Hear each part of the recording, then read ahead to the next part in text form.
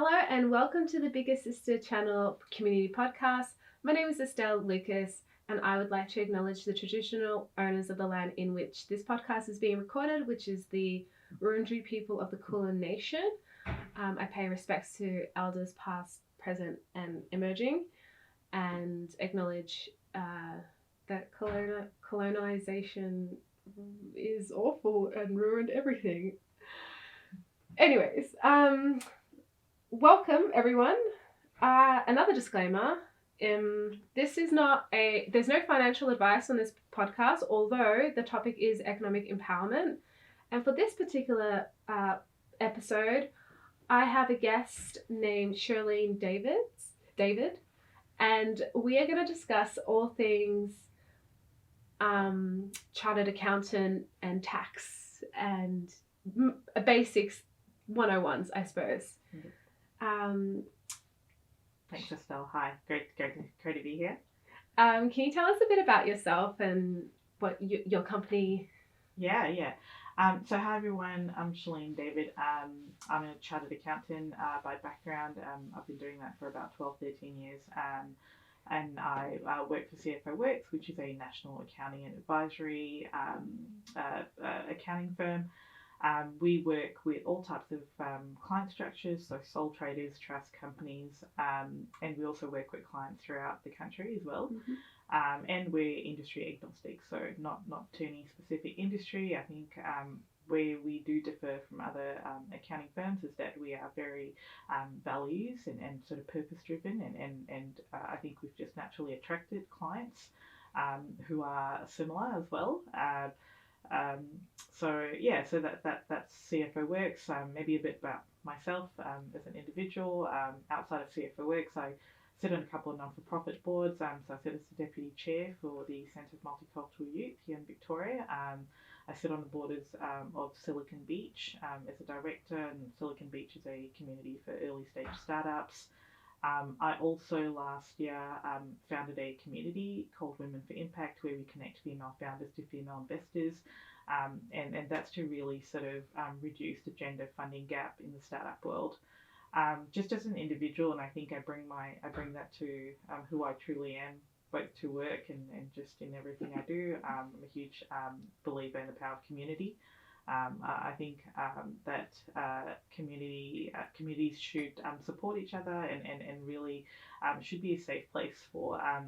We should all have safe spaces where we can sort of really, I guess, let our guards down, if you like, and get the support that we need. I think that's what sort of attracted me to Bigger Sister Channel when you were talking about it, Estelle. And I was about to say that explains your presence here today, because we're all about community on this community podcast. We love having sex workers on here to share their stories, expertise, and skills. However, we also love other communities and collaborating with other professionals, because an insulated community can only rely on their strengths, whilst I feel like when we collaborate with other communities, then we can draw upon our respective strengths and have tighter networks. And I also believe in the strength of community and also storytelling. Thank you for joining us today and sharing with us your expertise. In preparation of this episode, I asked the community, like, what would you like to ask a chartered accountant? And I had so many questions, but I feel like this episode will mostly cover the basics, and we won't actually get to any of the questions, unfortunately. But I think you need a strong foundation, because I don't know anything about tax, even though I've been doing sex work for 14 years, and I probably should know at least something. So that's why I have you here. And maybe we can start off by asking, what is a chartered accountant and what is your role, and how does that differ from other financial professionals like a planner or a counsellor? Yeah, I think firstly, I don't think you give yourself enough credit. I think you know reasonably well from our interactions that we've had at CFOWorx. To sort of answer your question, maybe I'll talk about accountants, and then I'll talk about other sort of the professions in the finance industry as a whole. So I'm a chartered accountant. So what that means is I'm a member of the Institute of Chartered Accountants for Australia and New Zealand. That's about 3 years of working for a chartered accountants firm, while also I think sitting for 4 or 5 different exams, and each exam is pretty much like a semester, if you like. So very similar to almost doing a second degree after uni. Once you're qualified, you're a chartered accountant. What that means is you're now, I guess a professional member of the institute, which means you can provide services as a chartered accountant. You get access to the network. You get access to to a lot of professional development, but also as a chartered accountant, you are required to do at least 20 hours of professional development hours every year. And that's almost like a little booklet, if you like, that you need to kind of note down the 20 hours of what you're doing and when. And the institute can sort of run an audit at any point in time to kind of check that you've done your hours. And that's because I'm guessing legislation changes or the rules change and the accountants. Absolutely. Yeah. So legislation changes every year, tax legislation. Wow. Even not all. There's definitely parts of tax legislation that changes every year, if not more, every quarter, 6 months. So you'll note the biggest announcement in which you'll see most of those changes will be in the annual federal budget. Okay. That gets announced in May every year. So so the professional development, I guess, is really important because you want to, the Institute of a Chartered Accountant or any of the other institutes, which I'll talk about in a second, they want to make sure that these accountants are up to date with the latest tax legislations. We've got a code of conduct as well, ethics. So there's making sure that we are conducting ourselves professionally, servicing clients. And just outside of that tax space as well, just other like business advisory as a whole, making sure that we're in tune with, the latest sort of development, microeconomic developments, because that's all important, I think, when we're advising clients. Yeah. Just really kind of briefly talking about the couple of, other types of accountants. So you do have the institute, you have the like CPAs, the Certified Practicing Accountants, which are kind of similar. Sometimes people kind of, there's this ongoing, I think, like comparison of CAs and CPAs, and I probably won't share my professional opinion or personal opinion about it on the podcast, but they've got exams too, but they're certain requirements that is not as rigid as a CA.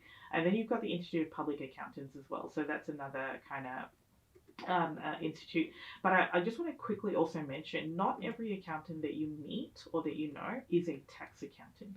Because you can have management accountants, you can have like financial accountants. So management accountants and financial accountants mostly work for businesses, right? So tax accountants, or you have people who come out of these programs, like even CAs or CPAs or whatever, and they work as an audit. So they work as auditors.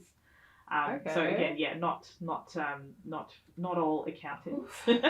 Yes, I just like to kind of, but I think that context is really important. I think that context is important because I think it helps people to understand that, if they're talking to an accountant, is this person the right accountant to be helping me with my tax returns? Because to be providing tax return services, you need to have a tax agent license, or at least be in partnership with a tax agent license provider. So that's also important to ask for anyone. So much to know. So much to know. But I think, and hopefully, as we sort of unravel this world, I think things will be hopefully get a bit more clearer. But I also want to quickly touch on the other finance professionals in the industry. So outside of tax accountants, you've got other types of accountants, but then outside of the whole accountants world, if you like, you also have financial planners. Again, financial planners are different. Financial planners need to get their own sort of certifications as well. A few years back we had a royal inquiry, commission into financial planners and how some people were overcharging clients investment fees, etc. Blah blah blah. Surprised. So they have a quite ASIC sort of manages a lot of that, and there's definitely a lot of tight legislation around that. And other kind of finance professionals like bookkeepers, for example, who again, bookkeepers don't really have bookkeepers should, if they can't lodge tax returns unless they've got a tax return license, again, agent license. Bookkeepers would normally be who you might go to help organise your bookkeeping, but they should have And bookkeeping means bookkeeping transactions. Yeah, transactions, which I'll talk about later as well. Okay. When we talk about record keeping, but yeah, so bookkeepers need to have their BAS agent license. So what that means, BAS stands for Business Activity Statement. So if you are a business, or whether you're a sole trader, trust company, and you operate, and you need to register for GST, you'll know, which is goods and services taxes, and we know what that is in Australia. And so if you need to report your GST, you need to make sure that your bookkeeping is accurate and up to date. And you can get a BAS agent or a tax agent to help you with that. So okay, yeah. So there's a bit there. I mean, we can always happy to answer more questions later down the track. Yeah. I think that's helpful though, because I feel like you need to have at least a base understanding before you can even identify what you need. You need to know what products and services are available. That is a part of financial literacy. And here on the Bigger Sister channel, Economic Empowerment Program, we want to improve the financial literacy of sex workers. For us to do that, we need to understand who does what and why, to better, figure out which one do I need. Speaking of which one do I need, what sort of sex worker do you think would benefit from your service specifically, like as a chartered accountant? Like what sort of sex worker would be like, yes, I should see someone like Shelin? Yeah. Maybe I'll say that maybe I might rephrase that question just a little bit differently, which is like what kind of sex worker would benefit from a tax accountant? A tax accountant, maybe more so. Doesn't have to be a chartered accountant. Maybe chartered accountants are better. I'm biased, obviously, but why would a chartered accountant be better? Just because they've got more professional qualifications and like training, up-to-date knowledge? I would say so. Okay. I would say that ideally your accountant would have some sort of professional membership. Sure. So chartered accountant, CPA, or IPA. Do the other ones have the code of ethics as well? Yes, they do. Yeah, okay. They should, absolutely. The reason why I asked that is because I have had reports of workers reporting inappropriate behaviours by their... Yeah, they're just shitty human beings. I don't think so, to do with and they don't know what to do about it. Yeah. So... If can I just say, in that particular instance, if they have had unprofessional behaviour from their accountants, you could technically report them to their professional membership body. Okay. Because that is one of the requirements of holding memberships to these accounting bodies. Okay, that's good to know. But they're 3 different bodies, right? Mainly, correct. Yeah. Yes. Okay. Back on to the original question of who would benefit. Yeah. So I think I probably would say all types of sex workers would benefit from our professional accounting services at CFOWorx. So I don't think it needs, I'm not specific, in terms of digital content creators or like brothel agency workers or people who work for themselves. I think what's probably more important is, I think for us, if someone came to us and said, we sort of work, we travel overseas half a year, I don't know, for example, and they might work overseas and work here as well. In that particular instance, I'd probably get one of our partner accounting firms in those different geographies to potentially get involved in that advice piece, because where tax residency might be a question, that's something that we probably would get additional sort of advice on that. So sex workers who are, and I know a lot of sex workers, do cross borders often. We're transient creatures by nature. So, and we don't know what our tax obligations are when you are working in many different jurisdictions. So I never even thought about the implications there. Yeah. But I'm guessing a chartered accountant would be helpful for that. Absolutely. So, because then you can look into like the question there really is your tax residency, and that's what the tax office in any country would be interested in.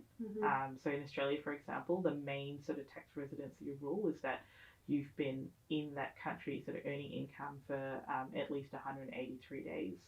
Okay, I don't know.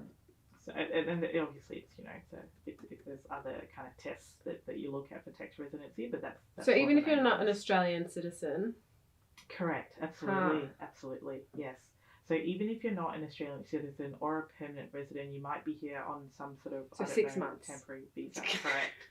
That's right. So you may need to, lodge your earnings, report your earnings here. Now there are also countries that Australia has DTAs with. So DTA stands for double tax agreement.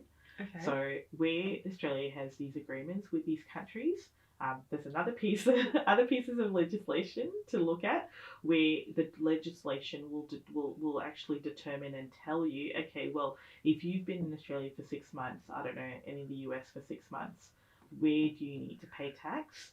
And how much? Who do you need to pay to? Yeah. And sometimes, depending on what that double tax agreement says, you may need to lodge tax returns in both countries and then claim a credit for whatever you paid in, say you lodge tax returns in country A and B.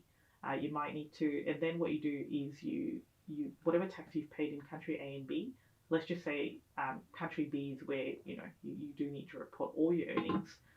The tax that you've paid in country A, you can apply that as a tax credit towards the tax return that you lodge in country B. So it can get a little convoluted, absolutely. So those are the kind of things that I would recommend, even if it's just a consultation. Yeah, sure. With an accountant, a tax accountant. So it sounds to me any sex worker that doesn't have like a pretty straightforward engagement with sex work will probably benefit from that more personalised service that comes from chartered accountant or an accountant. Yeah. And I think if I could just add, I think there are also a lot of other benefits from engaging with an accountant, a tax accountant, chartered accountant, where, they can probably advise you on, tax planning strategies, maybe the structure of your business, like, how you're sort of operating. Sure. Which I'm sure we'll go into a bit more. Actually, that's a very good segue to my next question, which is, say I'm a sex worker and I am starting today. What is my most basic setup in terms to be able to meet my tax and legal obligations, I suppose, as I don't know what I would be, a sole income trader, what would I? Yeah. I think that, a sole trader setup is the simplest and most cost effective. Can you define exactly what that means? Yeah. So a sole trader is, as opposed to, maybe I'll talk about there's 4 kind of main structures, right? So you've got your sole trader structure, and that's essentially you as an individual applying for an ABN, which is an Australian business number, so that you can run a business under that ABN. Sure. You can set up a company.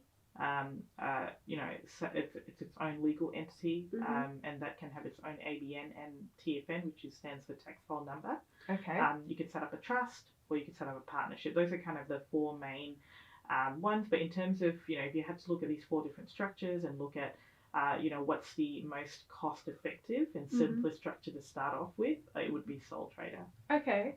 Interesting. You mentioned ABN.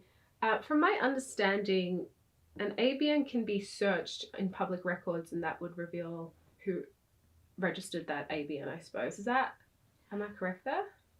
Correct, but I think you already know this, that you can apply to get your ABN suppressed if you're a sole trader. You can, and they will, from your experience, if I said to the ATO or whatever body looks after that, I'm a sex worker, can you please suppress my ABN? They will do it? I would say so, yeah, absolutely. Yeah. So if it's anything to do with your safety, absolutely. Okay. And there are other reasons too. But also, if you were to set up the structure under a trust, for example, and the ABN belonged to the trust, when you look up the ABN for that trust on where you search for it, it will just say the trustee for the trust. Okay. So it wouldn't actually bring up your personal details. Speaking of which, actually, now that I'm thinking about it, I know from my own experiences, because there's a lot of like privacy and confidentiality issues, I think I got a lot of my tax documents, the address was my accountant's place rather than my home, because I didn't want that to be on public record. That's another benefit of having Absolutely. an accountant, I'm guessing. Yeah, absolutely. And I might just touch on that really quickly because that can be a little different. So, Okay. to be able to lodge reports, like ABN sort of reports and Mm-hmm. company detail reports, you need to be an ASIC agent. So that's a little different. Another one. Another one. So it's an additional registration that you can get when How many you're registrations are there? a tax agent. Yeah, there's a few.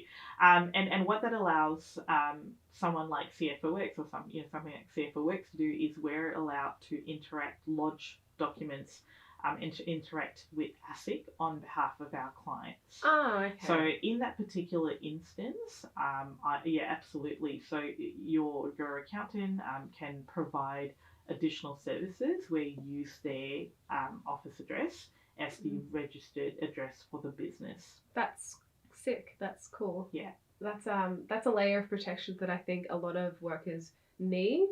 Yes. And I think because they don't know, they just don't even try because the risks are known and they don't know who to ask. So I'm glad that that's clarified. What's a TFN and why would we need that? Yeah, so TFN stands for tax file number, and essentially anyone who needs to lodge a tax return needs to have one. Okay. So technically, if you have an ABN, you should definitely have a TFN as well because you'll need to lodge a tax return for the business income and expenses that you're earning through your ABN. So does a sole trader need that as well? Absolutely. Okay. Yes. Okay, because they have an ABN. Yeah. So maybe if I kind of take you through that really quickly. So if I was if I wanted to start a business and I was like, hold on, I don't know how much I'm going to earn. Do I need to set up a structure? That's probably one of the kind of questions I ask people before I say, hey, you need to set up these structures. Some people set up structures anyway because it might give them certain other benefits like asset protection. Okay. Or risk asset sort of separation. So setting up different legal entities. So that the legal entity with the ABN that they're trading with is not themselves as individuals. So why would someone do that? If someone wanted to, take any kind of litigation against you. Oh, so you're protecting your assets basically. Correct. Yeah. From like divorces layer protection, divorces, sued. Correct. Yes. Yeah. Okay. Yeah. I see. Yeah. You're working the system basically. You're protecting yourself. Yeah. As within the realms of the rules. That's it. Yeah. The legal protections. Okay. I've got another question. So I'm a sole trader. I've got my ABN. I've registered my TFN. Then what? Like, how do I operate my business so that I can at the end of the financial year lodge my tax? What would the most basic setup be? Yeah.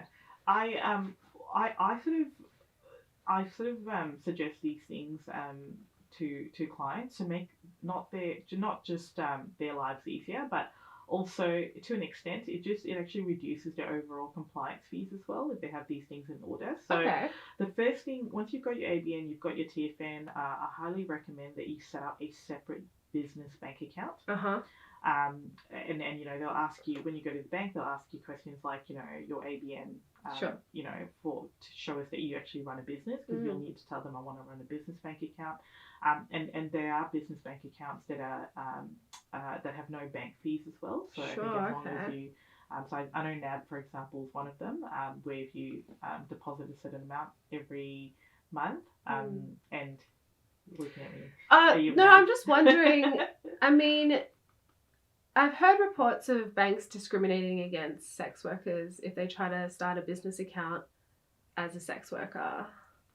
I mean, I don't think that's your forte, but I'm just wondering if that is, because financial inclusion is something that we're going to cover as part of our economic empowerment program. I wonder if it's easier said than done, that's all. Yeah, no, and it probably could be right.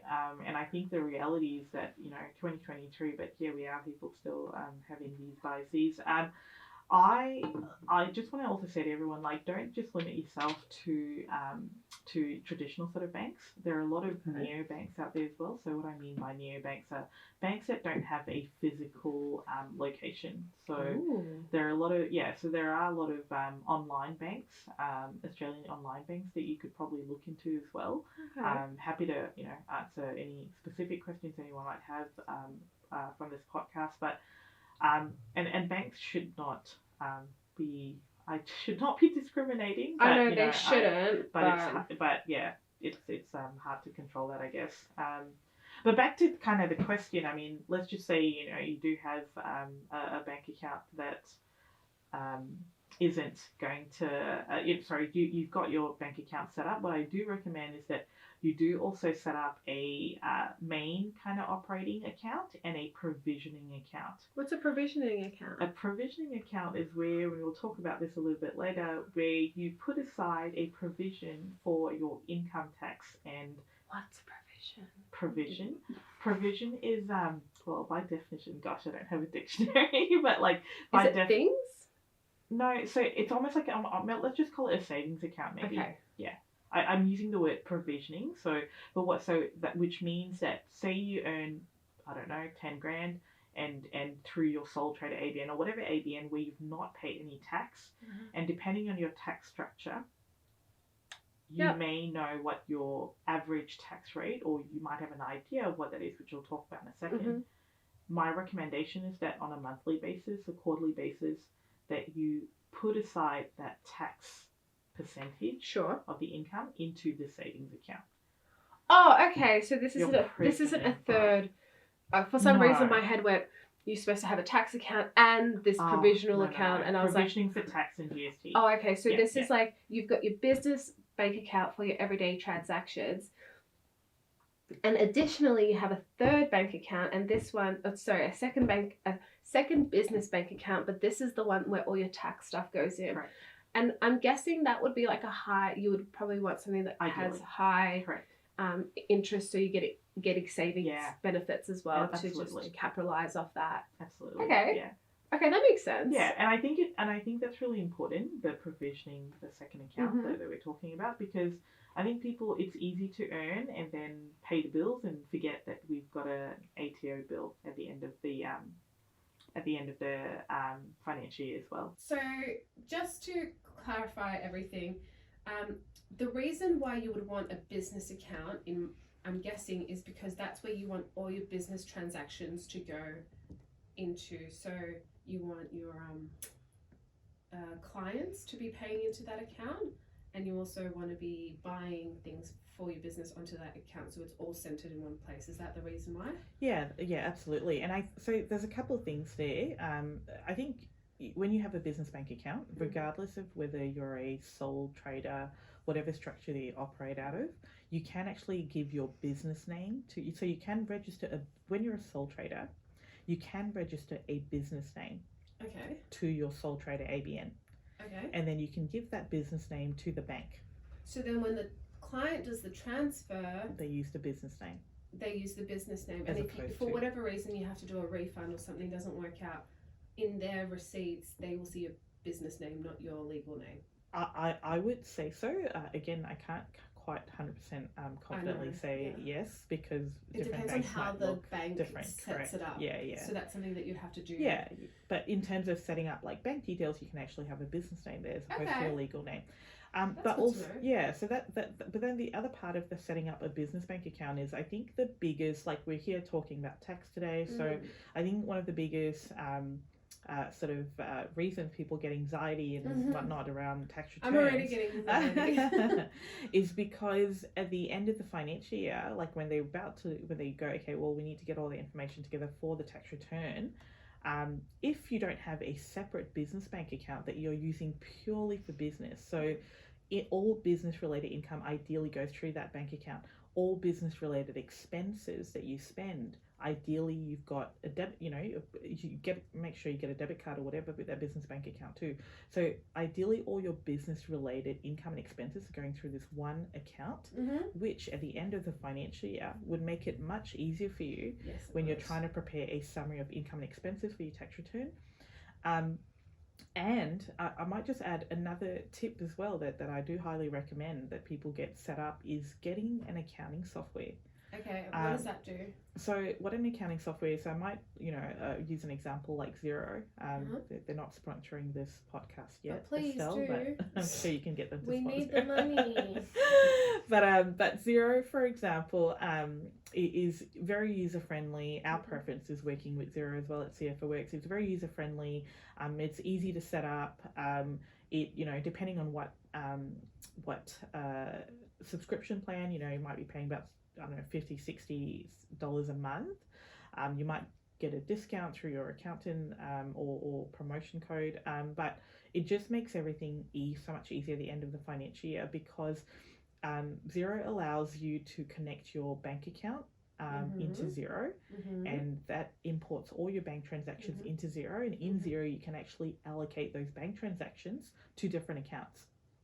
Different accounts. So you can say, you can go in and reconcile all your income transactions to your income account, and then all your expense transactions to like expense accounts. Instead of going line by line like you would with your... If you were doing it manually from a bank statement. I do that. I know. The place should and it's so time consuming.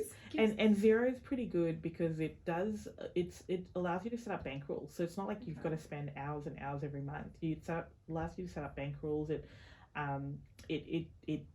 uses AI to, so if you've reconciled a transaction, if you allocated a transaction previously to a particular expense account, the next time you do it, it might recognize the word in that transaction, the type of, or narration or description, and suggest that you allocate it to the same account. It's automated. It makes it so much easier, especially also if you're registered for GST, because it allows you to pick. What is GST? Yes, so GST is GST is goods and services tax, right? So that's something that, when did that get this brought in? This is the thing. I could explain GST to you, word by word, verbatim, but I still don't get it. Yeah.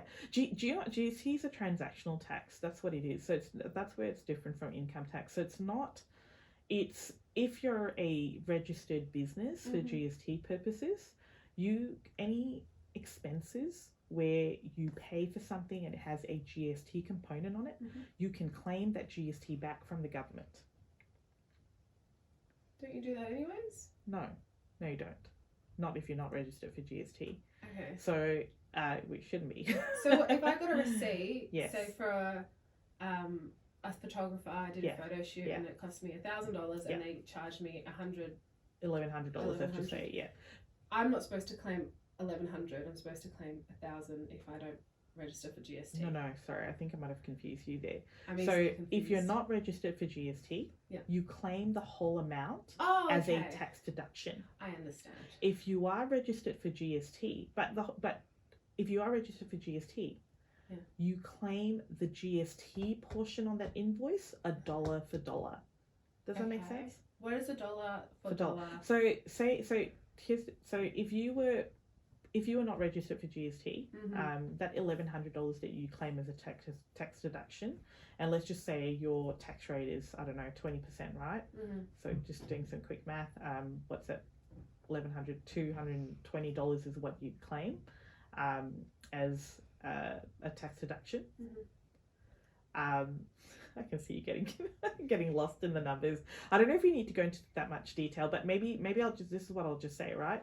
So if you are registered for GST, what it allows you to do is it allows you to claim back the full GST component on every invoice that has a GST component on it.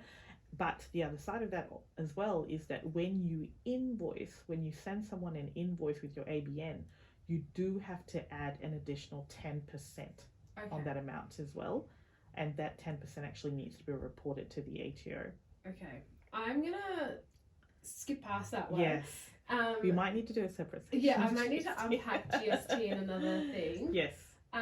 So just to wrap up the basic setup, I've just started as a sex worker, we'll say. I'm a sole trader, I've done my ABN, I've suppressed it, done my TFN. That's not publicly available, is it? No. No, okay. And you should never give your TFN out to anyone except for your bank if they request for it. Okay, and then I've opened my separate bank account with another separate bank account, business bank account, where I put all my tax stuff in a high interest account.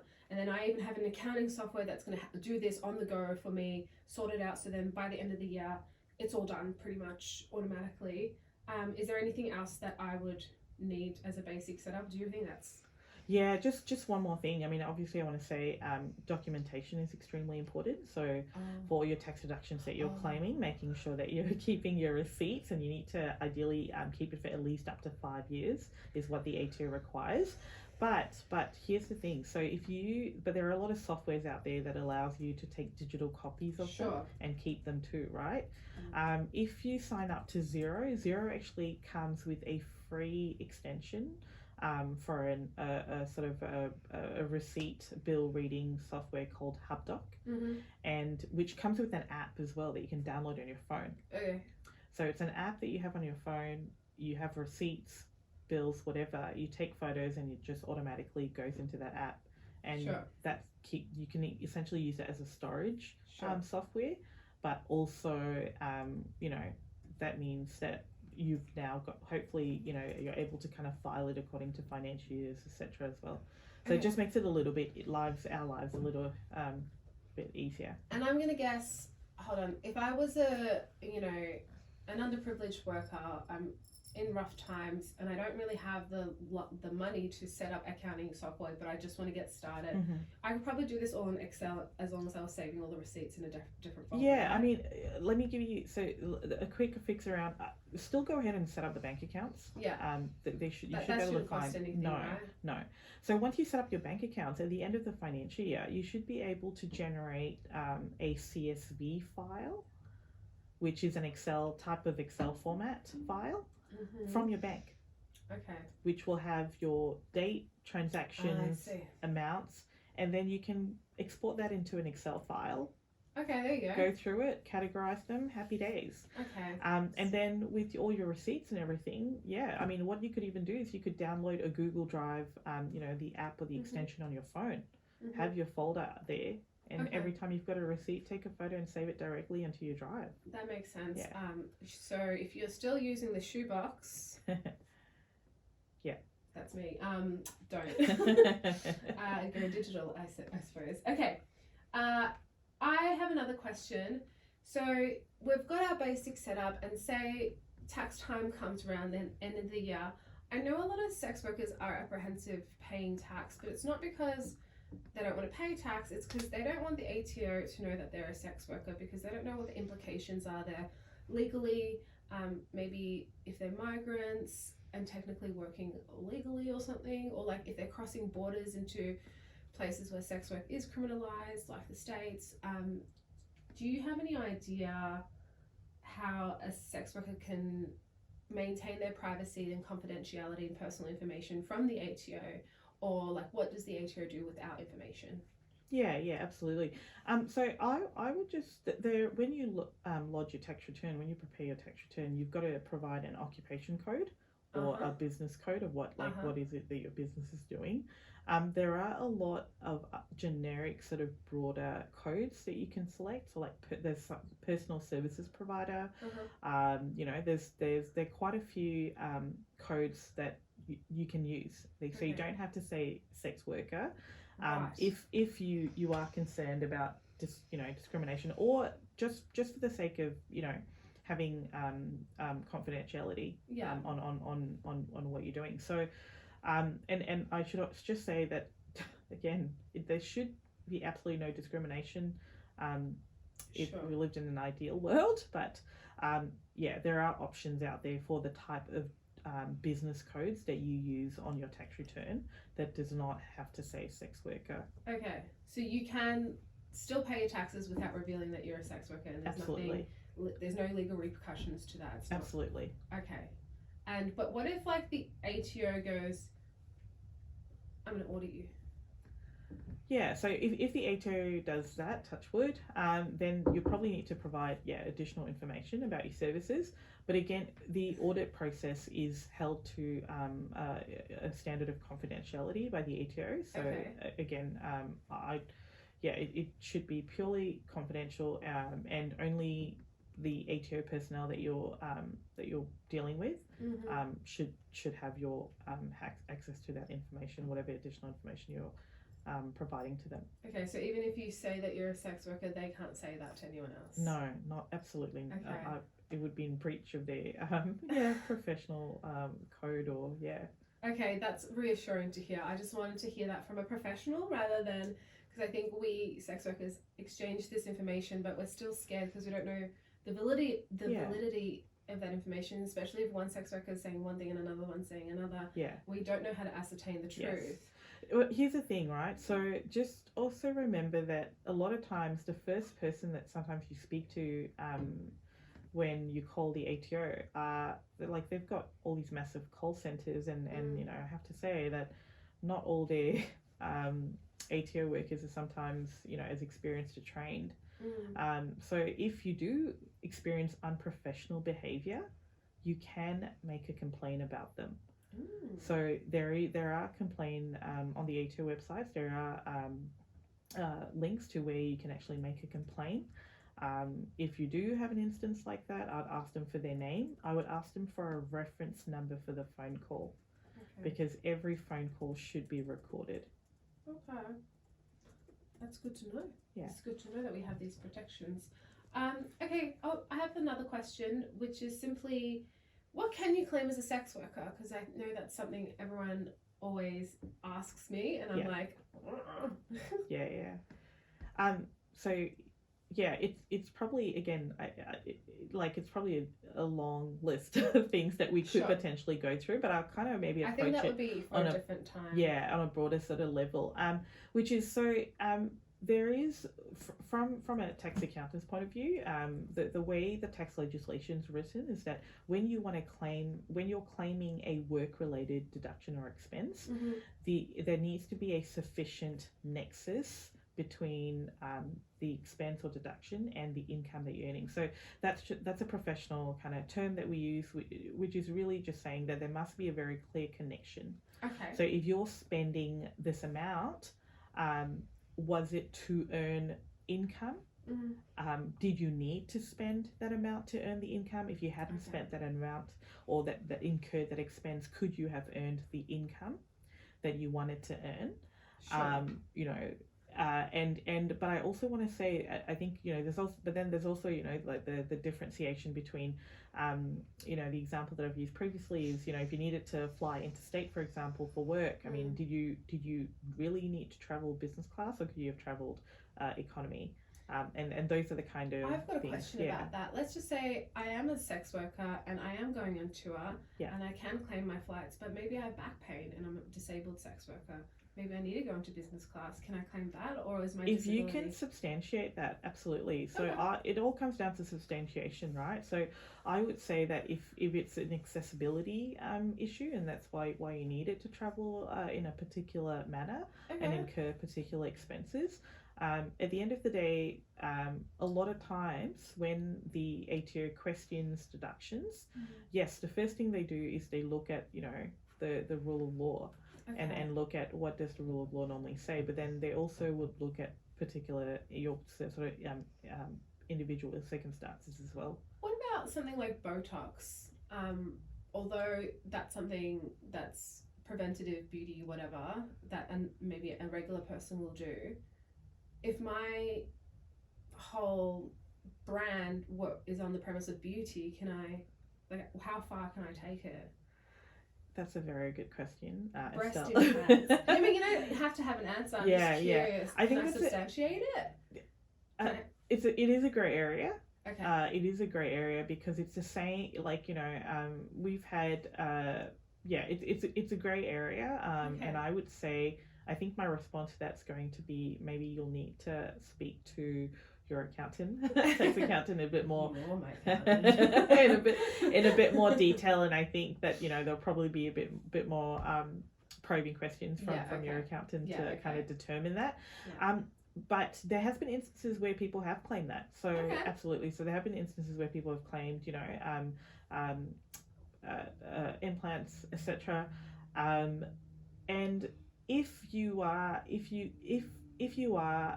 not quite confident that you can claim it, but you know, you do want to claim it to a substantial amount, what I can recommend to people is that you could get your accountant, or you could do it yourself, but you could apply for a ATO private tax ruling.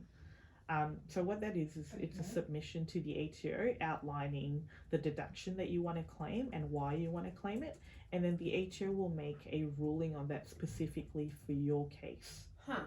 Yeah. Okay. But that would require you to out yourself as a sex worker. But yes. you'd still have confidentiality. Correct. Okay. Yes. All right. Yeah.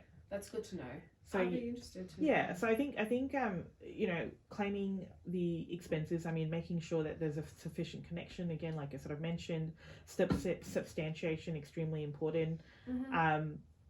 And I think there's obviously examples of like what you could probably claim, like advertising cost. Sure. Costumes, lingerie, professional services, so your accountant's fees, rent and utilities. So if you work from home, you've got a separate area and, meet all those criterias. Phone, internet, training, professional kind of development related to the services that you're providing. Yeah. I have one final question for this interview, and that is, we've got our basic setup, I kind of understand what I can claim. How much should I be putting aside for tax? Say I earn $1,000 a shift at a brothel, typically, and it's all in cash. How much do I put it away? How much do I? Yeah. So, obviously any income that you earn has to be declared to the tax office, regardless of the how you receive the payment. In terms of how much tax do you put aside, I'll talk about the different tax structures, and then I'll kind of give my opinion or advice on what I would recommend. So if you're operating as a sole trader, you will get taxed at your individual tax bracket, right, which follows the individual tax rates. I think I've seen a picture of these. Yes, and it's like, it's a little table. Yeah. And it's like 20%, 15% or something. Yeah, but it's a sliding scale. Right. So I might just kind of go through it, right? So everyone as individuals, we all have tax-free brackets, which means up to 18, and that's 18,200, anything up to 18,200. So anything up to 18,200, we do not have to pay any tax on. Cool. Yeah. And this is just a reminder, this is your taxable income, which is a net of your income and expenses. Because I've had, sometimes people get confused, what do you mean I've got to pay like this amount of tax on all the income that I've earned? No, it's the income that you've earned less all the eligible expenses and deductions that you're going to offset against that, which will give you your net taxable income. Okay. Right? And so, so up to 18,200, it's tax free. Anywhere from 18,201 up to like 45,000, you now are going to be paying 19 cents on every dollar over that 18,200. Okay. So, and then the next bracket after that is 45,000 a dollar up to 120,000. Okay. Now the calculation there is you're now going to be paying, if you're in that bracket, you're now going to be paying at least $5,092, plus 32.5 cents over for every dollar over that the 45,000. So maybe what I'll do, I'll share an image with you that you can then share with the audience. But the essentially the sliding scale, the absolute maximum, I don't know, say you earn $1 million, the absolute maximum that any individual would pay would be essentially 45% plus a 2% Medicare levy. Okay. So whatever tax you think you need to pay, always include, except when you the tax-free bracket, obviously.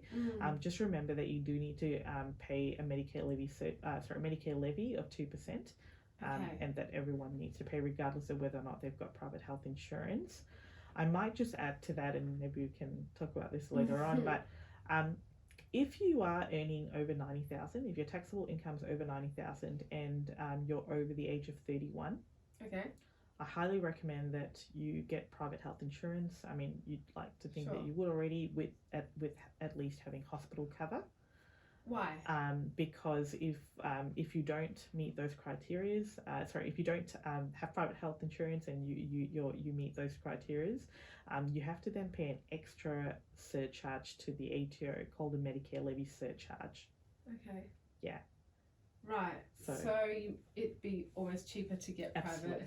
Absolutely. Oh, that's interesting. Yeah. I didn't know that one. Yeah. So just coming back to your question, right? So yeah, absolute max is like 45 plus 2, so that's 47% for individuals.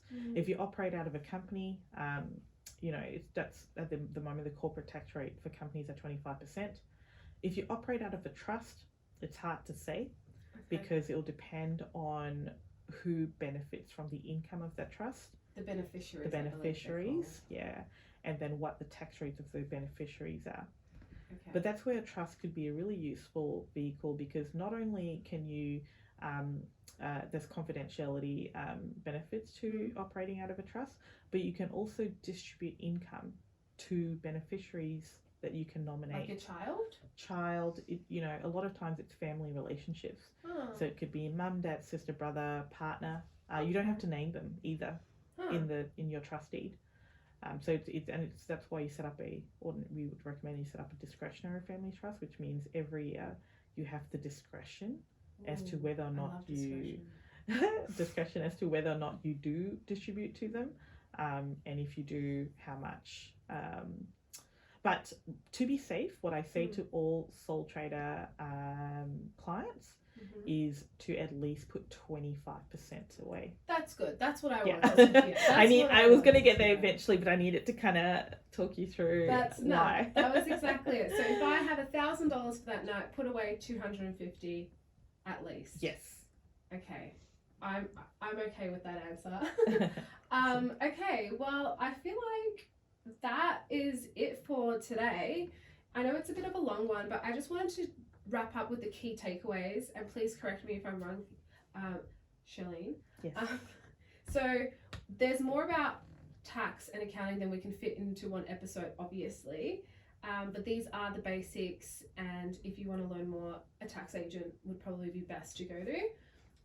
There are different types of financial experts and professionals that are suitable for your specific needs and circumstances, but you have to sort of increase your financial literacy to understand what's available in the market, and they each offer something different.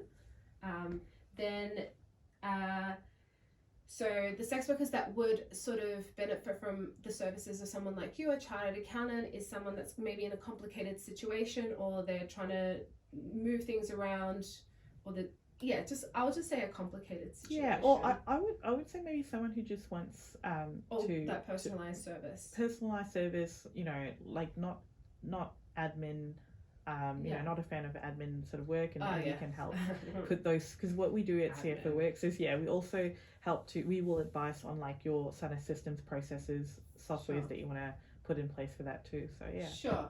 And then if you were a sex worker starting today, the bare minimum that you should have set up to be able to meet your legal and tax and financial obligations are things like your ABN, sole income trader, TFN. You can get your ABN suppressed, a separate bank account with a provisional account to put your tax money, maybe an accounting software if you can afford it, and keep your receipts somewhere. Absolutely. And that's like what your basic setup would be. And you don't have to tell the ATO you're a sex worker, and there's no real implications there. They should be able to keep that confidential. You can pretty much claim anything as long as there's sufficient evidence and connection with the expense and the income or the revenue. And that sex workers we don't have to be sole traders, but we can take a number of different legal structures in business, and this will also help determine how much tax we put aside. But let's just say if you're a sole trader, maybe 25% is a good place to start. Do you think I wrapped that up pretty good? think that was really, really well wrapped up. Fantastic. I did it. Great job. Thank you. And with that said, I just wanted to, I've had this conversation with Shelin. Yes. That if a sex worker wanted to use a service like yours, how could they access that? Yeah. Great question. Estelle. I will send you our link to our contact us or book an appointment with us form. Yeah. And yeah, feel free to reach out. One of the things that we'd love to and so to discuss it, Estelle, love to offer the community is we'd love to offer the community a free 15-minute consult with myself. We've got a specific booking link for the Bigger Sister channel that I share somewhere. with Estelle. And also for every successful client booking that we get through as well, we will make a donation of $25 per booking to the Bigger Sister channel and your community. This is called a collaboration, and this is where communities connect. I love that. Thank you. Just a quick question. If I was interstate, could I still use your services? Absolutely. Okay. Yes. We've got clients all over Australia. Yeah. And you should really get an accountant because it's tax deductible, right? I think so. I think even if people wanted to prepare their own tax returns using softwares and other alternatives on MyGov, etc., I think it might even be worth, if you're doing it for the first time, even just booking in a consultation with an accountant just to go over it, make sure that you've got your system and your questions, etc., all lined up. Thank you so much, Shelin, for sharing your expertise with us, the sex working community. We don't get to speak to financial experts often, so I really do appreciate your time. If you've enjoyed this episode with Shelin and you would like to see her again, please let us know, because I don't feel like we covered nearly as much as I wanted to cover, but we covered the basics at least. We'll be back in a month's time with a new guest. If you're a sex worker, that could be you. Just check the podcast notes if you would like to get an info kit and be interviewed. And if you would like to keep connected with the Bigger Sister channel community in achieving your financial goals, you can follow us on TikTok, Instagram, Twitter, our Substack blog. We have weekly videos on YouTube where we learn together in small increments how to manage our finances. We also have a monthly newsletter on our website, biggersisterchannel.com.au. Thank you for your time and listening or watching this podcast. But before we leave, I have something to give you. Give me 1 second. Oh, I got you some flowers. Oh, it's so pretty. It's a little token to say thank you for... Yeah, no, that's awesome. Thank you so much. Yeah, and thank you so much for having me. I think it's a great community. I think it's all so supportive, and would love to come back on if you guys want to have me back on again. Thank you. And that's it, folks. See you next time. Bye. Bye.